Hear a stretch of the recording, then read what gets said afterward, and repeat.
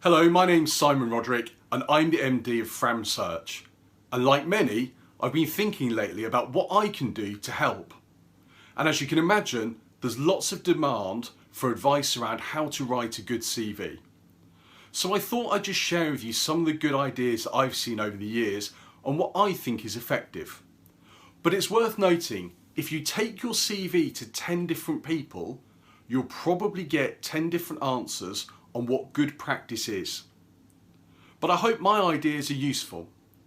My company tends to place people on basic salaries between £50,000 and £150,000, what we call the marzipan layer at the top end. But of course we've placed lots of graduates and much more senior people.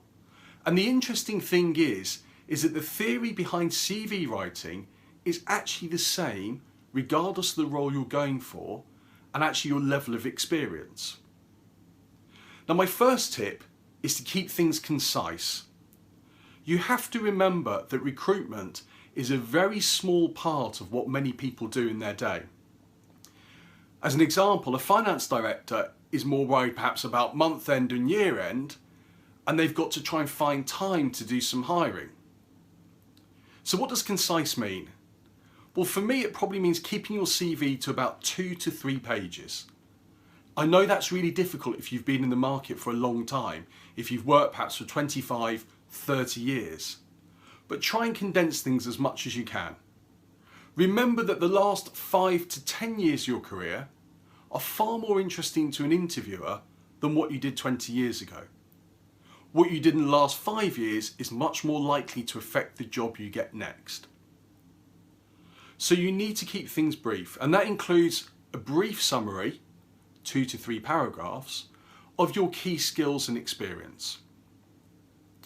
You then need to write for each company you've worked for a brief intro to that company, who they are and what they do. Don't assume that the person reading your CV has heard of your firm. Then for each role, particularly for the last couple of roles, have about 5 or 6 key bullet points about what you're responsible for. And the key thing is to put in some of your achievements, and the element I want you to focus on is your contribution.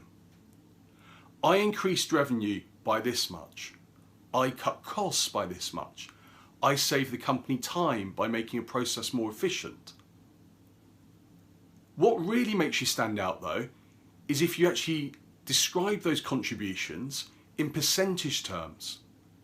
I increased revenue by 10%. I cut costs by 5%. And the reason is it helps a potential hirer understand the effect that you may have on their business.